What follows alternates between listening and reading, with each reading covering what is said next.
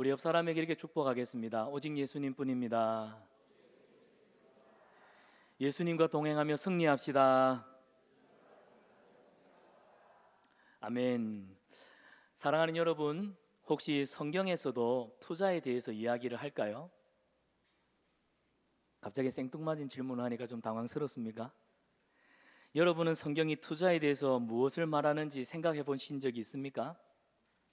요즘 사람들은 더 나은 내일을 위해서, 더 나은 미래를 위해서 부동산에, 또 비트코인에, 주식에, 또 여러 가지 시간 관리 등, 또 최근에 보니까 재생산 에너지에도 투자하고 여러 용도로 투자를 하는 모습들을 보게 됩니다. 그런데 여러분, 성경에도 이런 투자에 대해서 권장을 하고 있을까요? 고민 안 해보셨습니까? 어떤 분들은 투자는 좀 나쁜 거 아니에요? 너무 세속적인 거라서. 여러분, 오늘 본문은 이 투자에 대한 이 질문에 대해서 놀라운 통찰을 우리에게 제공합니다. 오늘 전도자는 투자를 분명히 이야기하고 있습니다. 하지만 오늘 전도자가 말하는 투자는 세상적인 투자가 아닙니다.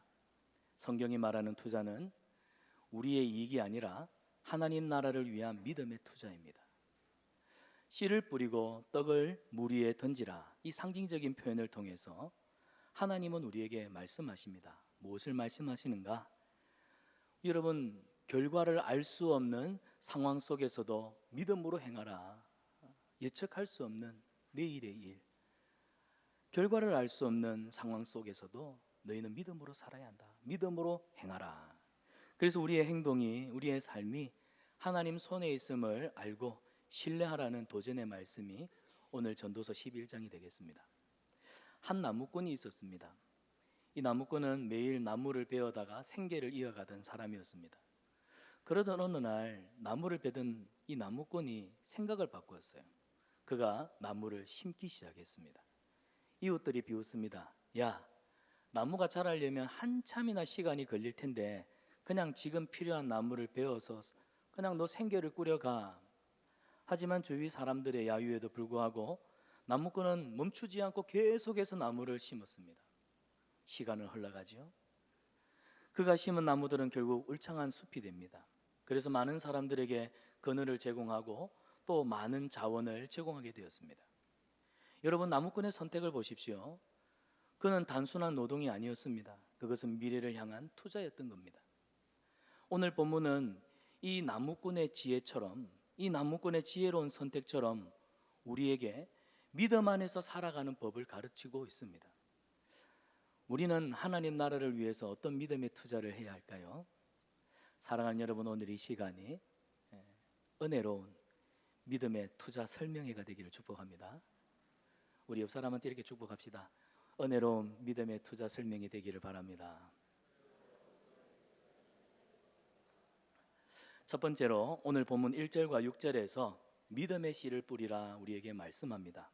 자, 본문 1절을 보시면 너는 내 떡을 물 위에 던져라, 여러 날 후에 도로 찾으리라 말씀하고 있습니다. 여러분, 이 구절은 고대 근동 지역의 농업과 또 상업이라고 하는 어떤 특수한 상황을 고려해서 설명하면 조금 더 이해가 쉽습니다. 여러분, 고대는 그 물, 관계 수로가 지금처럼 발달되어 있지 않기 때문에 바로 직접적으로 물이 있는 강가에다가 이렇게 농사를 지었죠.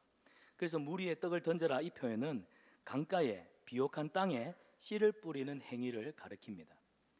당시 홍수와 강의 범람은 땅에 영양분을 공급을 했고 이로 인해서 씨를 뿌린 땅에서 풍성한 수확을 얻을 수 있었던 것이죠. 따라서 물가에 씨를 뿌리는 행위는 장기적인 기대와 인내를 요구하는 그 고대 근동의 농사의 관행이었습니다. 또 상업으로 표현해 보자면 고대 근동은 주로 강을 통해서, 인근 바다를 통해서 이 무역이 성행했습니다. 이 구절은 무역을 위해서 곡물이나 또 떡을 배에 실어서 먼 지역으로 보내는 일을 상징합니다. 근데 여러분, 배를 타고 가는 것이 옛날에는 이 바람으로 이렇게 범선으로 이렇게 다니지 않았습니까? 그러니까 상업 활동을 하려 해도 이익을 얻으려면 단기간에 얻어지지 않습니다. 장기간의 기다림이 필요하고 또 해적을 만날 수 있는 여러 가지 위험도 감수해야 했습니다. 그래서 떡 위에 물을 던지라, 떡을 물 위에 던지라, 이 말은 믿음과 인내로 투자하고 그리고 나누라 그런 뜻을 가지고 있습니다. 여러분 오늘 본문 1절에 이 떡을 물 위에 던지라 이 말은 눈에 보이지 않는 결과를 알 수 없는 상황 속에서도 우리는 믿음으로 행동해야 한다는 것을 이 믿음의 어떤 태도를 우리에게 말씀합니다. 근데 이 떡이라고 하는 것이 단순히 우리가 먹을 양식을 넘어서 우리의 시간과 우리의 물질과 그리고 우리의 순종, 그러니까 우리 삶의 가장 중요한 자원들을 상징하는 것들이다 생각하시면 됩니다. 떡을 물 위에 던진다는 말은 곧 하나님의 말씀에 전적으로 온전히 순종하며 살겠습니다, 그런 신앙 고백의 말입니다. 믿음을 결단하고 헌신을 의미하는 말이죠. 여러분 우리가 믿음으로 산다 할 때 이 믿음으로 산다는 것은 세상의 상식이나 보편적인 인식에 기대어 사는 것 아닙니다. 그는 예수님을 안 믿는 사람들도 뻔히 상식과 보편적인 인식에 기대어 살아갑니다. 믿음은 그 한 단계를 뛰어넘는 거예요. 그 상식을 뛰어넘는 겁니다. 그것은 하나님의 말씀을 내 삶의 최우선 가치로 삼는 것, 그래서 그 말씀을 따라 하나님의 말씀을 따라 선택을 하고 순종하며 행동하는 것이 바로 오늘 떡을 물 위에 던지라 말씀하시는 의미입니다. 여러분 우리 하나님은요 우리의 삶을 그냥 하나님께 맡기고 믿음대로 행동하기를 원하십니다. 여러분 이런 믿음의 본보기가 됐던 사람이 바로 아브라함이죠. 창세기 12장을 보십시오. 아브라함은 하나님의 명령을 따라 본토 친척 아비 집을 떠납니다. 어디로 가야 할지 몰랐습니다. 갈 바를 알지 못하고 떠났습니다. 그러나 아브라함에게는 믿음이 있었어요. 하나님께서 내 믿음의 여정 가운데 나를 인도하실 것이다. 여러분 세상의 관점에서 보십시오. 안정된 삶을 포기하는 무모한 그런 행동 아니었습니까? 그러나 아브라함이 믿음으로 하나님을 따랐을 때 그 결과는 아브라함을 통해서 하나님은 큰 나라와 민족을 이루셨고 아브라함을 세계 열방 가운데 복의 축복의 통로로 사용해 주셨다는 사실입니다. 그뿐입니까? 창세기 22장을 보면은 아브라함이 하나밖에 없는 독자 이삭을 제물로 바치지요. 하나님의 부당한 요구였지만, 이해할 수 없는 요구였지만 아브라함은 전적으로 하나님의 말씀에 순종했습니다. 그 결과가 어땠습니까? 하나님은 이삭 대신에 여호와 이레 다른 제물을 예비하셨고 아브라함의 믿음을 통해 더 큰 축복을 내려주셨습니다. 결국 아브라함의 순종이 있었기 때문에 하나님이 이 땅을 구원하시고자 하는 하나님의 구원의 섭리가 아브라함의 순종을 통해서 이루어진 거예요. 떡을 물 위에 던져라, 내 삶을 하나님 앞에 맡겨라, 여호와 하나님에 대한 신뢰, 그걸 가지고 살아가라. 이거는 믿음으로 우리가 살아가야 하는 마땅한 당위성을 이야기하는 그런 내용입니다. 사랑하는 여러분, 저와 여러분 우리도 떡을 믿음으로 던질 수 있습니다. 믿음으로 떡을 물 위에 던질 수가 있습니다. 어디에다가요? 첫 번째는 우리 가정입니다. 가정에서 우리 자녀들에게 말씀을 가르치고 신앙의 본을 보여주는 것, 이게 바로 믿음의 투자입니다. 그런데 여러분 오늘날 많은 부모님들을 보십시오. 세상의 성공과 욕심을 쫓다 보니까 자식이 자녀들 세상의 신 몰렉에게 바치는 그 끔찍한 실수를 저지르고 있지 않습니까? 이스라엘 백성들 보세요. 자기 자녀들을 몰렉에게 불 가운데로 지나가게 해서 인신제사로 자기 자녀들을 바쳐버리는 이 어리석은 일들이 언약 백성, 이 언약 공동체 가운데 있었다는 사실입니다.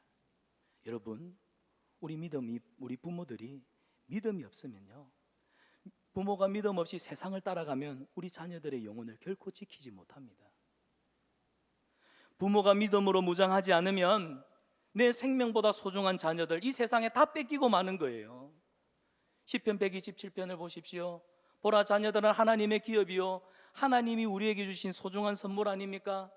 우리 자녀들을 믿음으로 양육시켜야 될 소중한 선물들인데 부모가 기도하지 않고 부모가 말씀대로 살지 않고 부모가 믿음의 본이 되지 않으니까 아이들이 다 세상으로 떠나버리지 않습니까?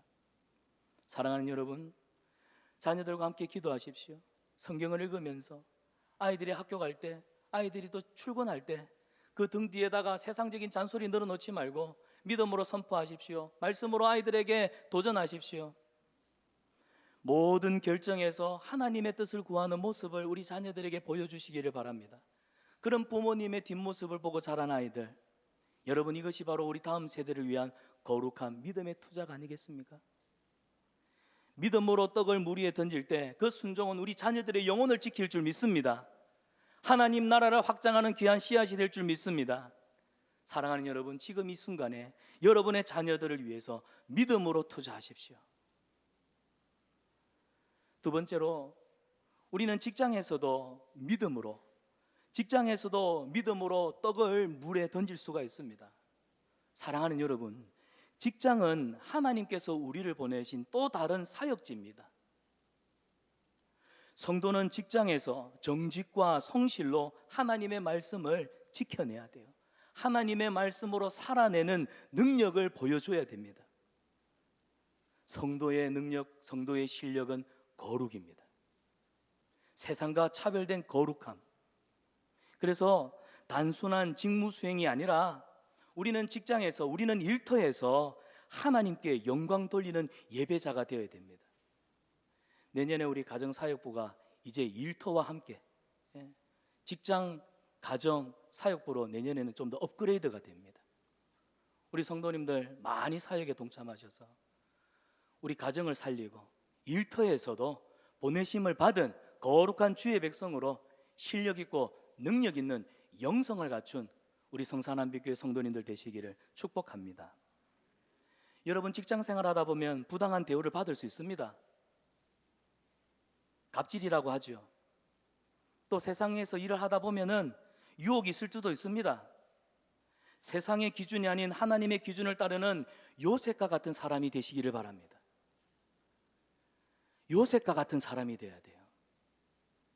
매일의 업무 속에서 공정하고 윤리적인 선택을 하시고 동료들에게 친절하고 겸손함으로 대하십시오.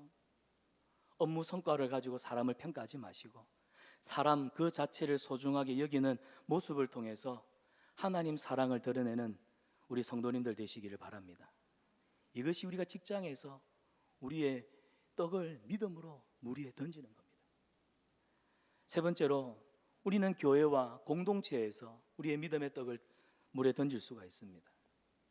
여러분, 교회는 성도들의 믿음을 실천하고 또 성장을 시키는 영적인 공간이에요. 섬김과 나눔은 성도가 우리 하나님의 사랑을 구체적으로 실천할 수 있는 방법입니다. 하나님 사랑 무엇으로 표현하겠어요? 결국 나눔과 섬김밖에 더 있겠습니까? 말로 하는 사랑은 아닙니다. 그렇기 때문에 여러분, 공동체 안에서 서로를 위해서 기도해 주십시오. 내년에는 우리 교회 안에 좀 중보 기도가 좀 활발하게 일어났으면 좋겠습니다. 우리는 내 자신, 내 가족, 내 자녀, 내 일에 대한 기도. 여러분, 시편 133편을 보시면 하나님이 우리에게 복을 주시는데 그 복은 결국 흘러갑니다. 하나님의 복은 반드시 흘러가야 합니다. 그 복이 내게 가두어져 있으면 그건 복이 아니에요. 그건 독이 됩니다. 서로를 위해서 기도하십시오. 서로의 필요가 무엇인지, 영적인 요구사항이 뭔지 필요를 여러분이 살피시기를 바랍니다. 그리고 말씀으로 서로 교제하십시오. 내년에 이제 이번에 우리 사랑방 모임도 끝이 나였지만 내년에는 우리 사랑방 소그룹 모임 안에서도 세상적인 얘기, 세상 사람들과 똑같은 모임이 아니라 적어도 우리가 말씀을 가지고 진지하게 한 주간 어떻게 살았는지 은혜를 나누고 또 말씀을 붙들고 씨름하며 살아가는 성도의 그 고뇌하는 모습을 우리가 어깨에 손을 얹고 함께 기도해 줄 수 있는 그런 공동체 되기를 원합니다. 그래야 우리의 신앙의 유대가 강화되는 거예요. 하나 되는 거예요. 성령께서 하나 되게 하심을 힘써 지키라. 무엇으로 지키겠습니까? 말씀으로 지켜야 됩니다. 순종함으로 지켜야 됩니다. 거룩함으로 지켜가야 돼요. 그래서 서로가 영적인 신앙의 동력자가 돼야 됩니다. 여러분, 교회 안에서 작은 봉사라도 기쁨과 감사로 감당하시기를 축복합니다. 우리 교회는 1인 1사역을 지향합니다. 지금부터는 마음에 좀 부담을 갖고 들으십시오. 우리 교회 안에 찬양대가 있습니다. 주일학교가 있습니다. 주차 봉사, 새가족, 시설, 안내, 식당 봉사, 전도팀, 여러분 어떤 사역이든지 좋습니다. 하나님의 뜻 안에서 이 모든 사역들이 다 중요한 역할임을 믿고 여러분 지원하십시오. 에이, 남이 하면 나도 하겠습니다. 제발 왜 자꾸 눈치 게임을 합니까? 눈치 게임 하면서 하나님이 내게 주신 이 소중한 영적인 자원 낭비하지 마십시오. 사랑하는 여러분, 여러분의 떡을 믿음으로 하나님 앞에 드리기를 축복합니다. 믿음으로 투자하십시오. 나의 작은 헌신이 하나님 나라의 부흥을 일으키는 기적의 불꽃이 될 줄 믿습니다. 우리 성산한빛교회가 여러분의 헌신과 섬김을 통하여서 작은 빛이 우리 주님 손에 닿을 때 큰 빛으로 세상을 섬기는, 세상을 밝히는 거룩한 빛이 될 줄 믿습니다. 이 거룩한 비전을 우리 모두가 함께 품었으면 좋겠어요. 사랑하는 여러분, 순종하는 삶은 보이지 않는 축복을 보이는 현실로 바꾸는 믿음의 투자입니다. 우리가 하나님 앞에 맡길 떡이 뭐가 있겠습니까? 결국 우리에게는 주신 하나님이 시간, 건강, 물질과 재정, 직장에서 우리의 헌신, 또 우리가 삶을 살아가면서 순간순간에 내리게 되는 중요한 결정들, 그것들이 우리가 하나님 앞에 맡길 떡 아닐까요? 하나님께 온전히 맡기십시오. 우리 하나님께 맡기십시오. 믿음으로 떡을 물 위에 던질 때 하나님은 여러분의 순종을 기억하시고 그 열매를 풍성하게 맺게 하실 줄 믿습니다. 지금 믿음의 순종, 믿음의 한 걸음이 하나님 나라를 위하는, 하나님 나라를 세우는 거룩한 씨앗입니다. 하나님께서는 그런 우리의 믿음을 통해서 이 놀라운 일을 행하실 것입니다. 주님 손에 쓰임받는 저와 여러분 되시기를 바랍니다. 자, 두 번째는 오늘 본문 7절과 9절입니다. 본문 7절과 9절. 여기서는 기쁨과 책임의 균형을 유지하라 우리에게 권면하고 있습니다. 자, 먼저 7절을 보면 전도자는요, 빛은 실로 아름다운 것이라, 빛은 실로 아름다운 것이라, 눈으로 해를 보는 것이 즐거운 일이로다 이야기를 합니다. 이 말씀은 우리 삶이 하나님이 주신 축복이다. 받아합시다. 지금 내 삶은 하나님의 은혜요, 축복입니다. 옆 사람을 보면서 지금 당신과 나의 모습은 하나님의 은혜요, 축복입니다. 믿습니까? 그래서 그런 말이 있죠. 라틴어로 카르페 디엠. 하나님이 주신 오늘을, 이 축복의 시간, 이 은혜들을 감사함으로 누리십시오. 오늘 성경에 말하는 빛은 생명입니다. 하나님이 우리에게 생명을 주셨어요. 이 땅에서 생명의 날들을 살아가게 하셨습니다. 그러나 육신의 소망 없는 생명의 삶이 아니라 영원한 것을 바라보는 산 소망, 우리에게 희망을 주셨습니다. 그래서 오늘 성경에서 말하는 빛은 하나님이 주신 생명과 희망, 곧 하나님이 주신 모든 축복의 총체를 말하는 말입니다. 그런데 그 다음 8절을 보면 이어지는 말들이 캄캄한 날들이 많을 것이다, 캄캄한 날들이 많으리니 라고 얘기를 합니다. 이 말이 앞에 7절과 8절이 조금 대조적이네요. 무슨 뜻이냐면 우리 인생이 하나님이 주신 생명의 날들로 축복의 날이고 은혜의 날이고 기쁨의 날이지만, 그러나 그렇다고 우리 인생이 항상 축복만으로 가득한 것은 아니라는 것을 기억하라, 그런 권면의 말입니다. 조금 더 구체적으로 설명하면 하나님이 우리에게 주신 이 시간의 소중함을 기억하면서 기쁘게, 즐겁게, 행복하게, 책임 있게 살아가지만, 그러나 반드시 우리의 날들을 계수할 하나님의 심판의 때가 있다는 사실입니다. 그래서 우리가 이 땅에서 선택하고 행동하는 것들은 단순히 오늘 현재의 기쁨만을 위한 것이 아니라는 거예요. 하나님이 주신 시간이기 때문에 하나님 앞에서 책임감 있게 사용해야 된다, 그 말씀입니다. 사랑하는 여러분, 우리 삶의 기쁨을 누리는 동시에 책임을 다하는 것은 우리에게 주어진 시간을 가장 잘 활용하는 방법입니다. 오늘 전도자가 우리에게 하나님의 축복을 감사히 누리십시오, 그 복을 통해 하나님의 나라를 세워가는 도구들이 되시기를 바랍니다. 우리에게 권면하는데, 여러분, 복음이라는 것이 그렇잖아요. 단지 내가 예수님을 믿고 구원받아 내가 생명을 얻었습니다. 복음은 내가 누리는 기쁨으로 끝나지 않아요. 내가 받은 이 복음은 또한 다른 사람에게 흘러가야 한단 말입니다. 나를 통하여서 다른 사람의 생명을 살리고 세상을 섬기는 기쁨으로 이어져야 한다는 겁니다. 예수님을 보세요. 이 땅에 계실 때 인자가 온 것은 많은 사람들을 구원하기 위해서 자기 목숨을, 자기 생명을 대속제물로 주기 위함이라 말씀하셨잖아요. 그래서 일평생 복음 전도의 삶을, 남을 섬기는 섬김의 본을 보여주셨던 분이 우리 예수님이십니다. 예수님 보세요. 병든 자들을 고쳐주시죠. 굶주린 자들을 먹이십니다. 죄인들을 품어주셨어요. 예수님의 삶은 단순히 기적을 베풀거나 도덕적인 선행을 하는 것이 아니라 우리 하나님의 크고 놀라운 사랑, 그 깊고 넓고 그 측량할 수 없는 우리 하나님의 사랑을 예수님은 삶을 통해서 구체적으로 디테일하게 한 사람 한 사람에게 나누어 주는, 보여주는 사역이셨다는 겁니다. 여러분, 예수님은 한 사람 한 사람에게 하나님의 사랑을 나누셨어요. 그리고 오늘 우리에게도 동일하게 도전하십니다. 우리도 복음으로 구원받았고 복음의 기쁨을 누리며 살아간다면 사람을 살리고 세상을 섬기는 일에 하나님 사랑을 드러내는 도구가 되어야 한다. 이건 너무나 마땅한 일이라는 사실입니다. 그래서 성도가 주님 주신 기쁨을 누리는 가장 좋은 방법이 뭔 줄 아세요? 전도입니다. 복음을 전하는 거예요. 옆 사람한테 한번 노래해보죠. 예수 믿으세요. 해보세요. 예수 믿으세요. 액션도 한번 해보실까요? 너무 좋습니다. 여러분, 우리가 하나님께로부터 받은 이 구원의 기쁨과 감격을 나누는 유일한 방법은 복음을 전하는 겁니다. 우리가 왜 복음 전하는 일을 멈추고 있습니까? 왜 손을 내놓고 있습니까? 어느 순간에 우리에게 주신 이 기쁨을 잃어버렸기 때문 아닙니까? 제가 누구라고 말씀드리진 않겠습니다. 병원 신방을 갔더니 우리 권사님 한 분이 병원에서 이렇게 누워 계시는 게 아니라 병원에 있는 사람들을 전도를 해가지고요, 오늘 우리 담임 목사님 병원 신방 온다 하더라. 그랬더니 그 방에 있는 귀신 들린 집사님 한 분하고요, 권사님이 내려오셔가지고 2시간을 그분들하고 신앙 상담을 했어요. 근데 놀랍더라고요.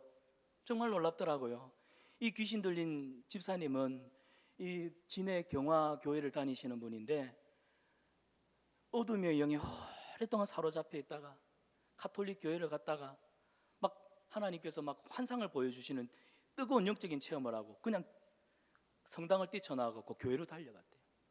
막 기도하는 중에 방언을 받고요. 그러면서 또 조금 나아지니까 오랫동안 방학을 좀 했다고 합니다. 방학하는 중에 이 권사님을 만나가지고 오늘 권사님 담임 목사님을 만나고 신방받고는 내가 교회를 가겠습니다. 사랑하는 여러분, 제가 이 권사님을 보면서요, 삶의 기쁨이 있어요. 은혜가 있어요. 그러다 보니까 만나는 사람들에게 이 기쁨을 복음 전도로 나누고 있더라는 사실입니다.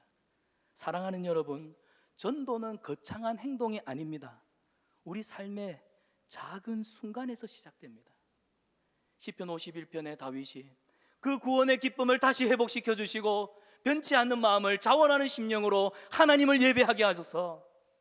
여러분, 오늘 우리의 가슴 속에 하나님이 주시는 구원의 기쁨과 감격이 새롭게 회복될 때는 거룩한 부담감으로 살아가는 은혜가 있기를 축복합니다. 우리가 생명의 주 되신 예수님의 복음을 전하며 살아가는 삶은 부담이 아니라 기쁨입니다. 한번 해보십시오. 저도 노력하겠습니다. 사랑하는 여러분, 세상은요 하나님의 사랑을 필요로 합니다. 우리 주변에 고통받고 상처 입은 사람들이 얼마나 많은지요. 그래서 하나님의 사랑으로 위로하고 기쁨을 전하는 것은 우리가 그들을 축복할 수 있는 기회입니다. 여러분, 복음 전하는 건요 우리 불신자들을 축복할 수 있는, 예수님의 이름으로 마음껏 축복할 수 있는 기회입니다. 그래서 전도자가 말하지요, 이 삶의 기쁨을 누리라는 겁니다. 그냥 맛있는 거 먹고 여행 다니고 나 홀로 여행 간다, 나 홀로 밥 먹는다, 나 홀로 친구들하고 논다가 아니라 이 기쁨을, 이 생애의 기쁨을 하나님의 영광을 돌려드리는 도구로 이 기쁨을 누리는 것, 책임 있게 누리는 것, 이게 우리의 삶이 의미 있게 되는 것 아니겠습니까? 사랑하는 여러분, 빛은 실로 아름다운 것이라 하나님이 우리에게 이 생명의 날들, 이 생명의 빛을 주셨습니다.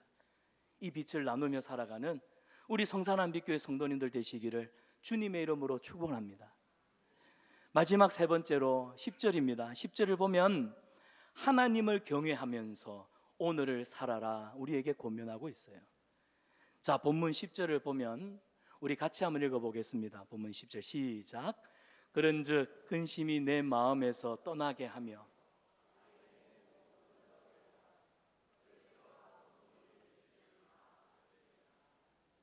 여러분, 근심이 내 마음에서 떠나게 하며 악이 내 몸에서 물러가게 하라 말씀합니다. 이건 단순하게 마음에서 불안을 드러내고 또 육체적으로 좀 바른 행동을 하면서 도덕적으로 살아라, 그런 권면이 아닙니다.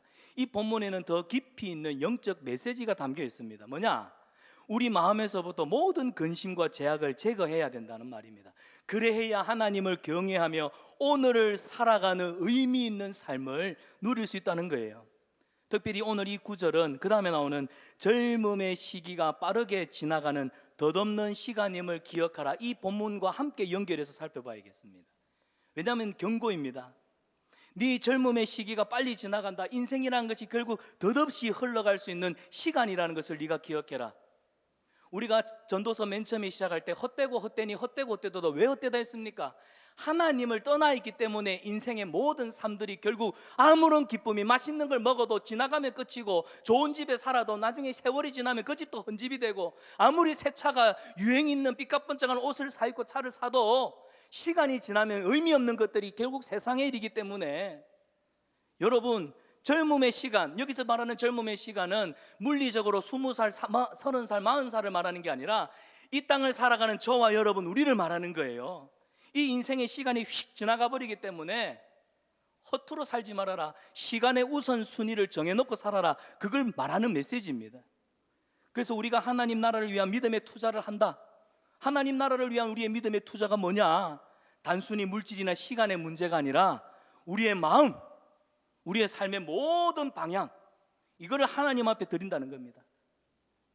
마음을 다하고 뜻을 다하고 힘을 다하고 내 목숨을 다하여 여호와 하나님을 사랑하라.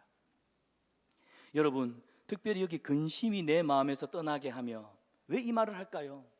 근심은 하나님을 향한 우리의 신뢰를 흔들어 버리기 때문입니다. 하나님의 주권을 의심하게 만드는 것이 바로 근심입니다. 죄는요, 우리를 하나님의 계획, 하나님의 그 거룩하신 뜻에서부터 멀어지게 하고, 죄는 결국 우리를 죄책감 속에 영적으로 무기력하게 살아가게 하지 않습니까? 전도자가 젊음의 시기를 언급하면서 경고하는 이유가 바로 여기 있는 겁니다.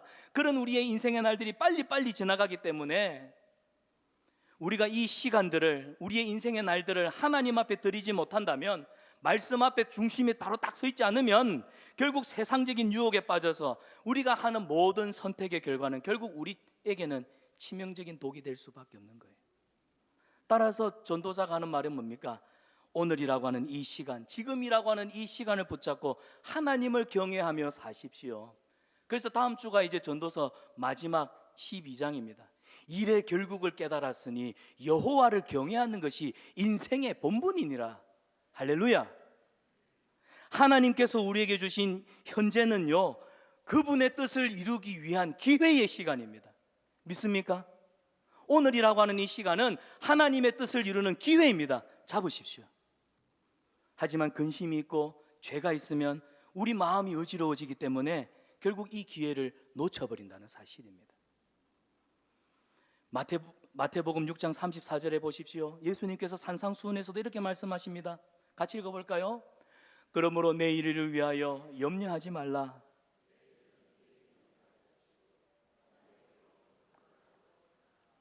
여러분, 예수님도 우리한테 뭐라고 말씀하십니까? 결국 우리 마음이 내일의 염려, 왜 내일에 대한 염려를 합니까? 내일에 대한 염려에 갇혀서 오늘 이 현재라고 하는 이 시간을 그냥 헛되이 휙 보내버린단 말입니다. 그걸 지금 경계하라고 산상수훈에서 말씀하신 거예요. 여러분, 우리는 하나님의 주권을 믿는 자들입니다. 아멘입니까? 가장 좋은 길로, 가장 완전한 길로, 하나님의 뜻을 이루는 거룩한 길로 우리는 하나님의 주권 안에, 하나님의 섭리 안에 살아가고 있습니다. 그렇기 때문에 하나님의 주권을 믿는 성도들은요, 지금 내게 주어진 일, 내게 허락하신 이 관계, 이 공동체, 가정, 내게 주신 사명들 열심히 감당해야 돼요. 그래야 우리에게 주신 인생의 진짜 의미를 발견하며 보람을 누리며 기뻐하며 삶의 열매로 하나님을 영화롭게 할 수가 있다는 사실입니다. 베드로 보세요. 결국 근심하고 믿음이 없으니까 물 위로 걸을 때 어떻게 됩니까? 풍랑이 일어나는 파도를 보고는 그냥 겁에 질려서 빠져버리죠. 예수님이 그를 붙들어 주시면서 하시는 말씀이 믿음이 없는 자여 어찌 의심하느냐.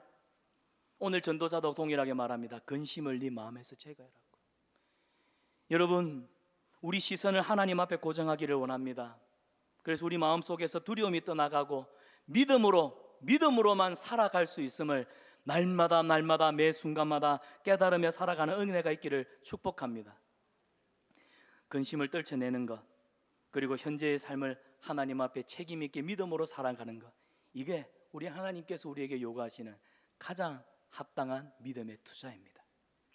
사랑하는 여러분, 여러분의 마음을, 여러분의 삶을 어지럽히는 근심이 있습니까? 습관적이고 반복적인 죄가 있나요?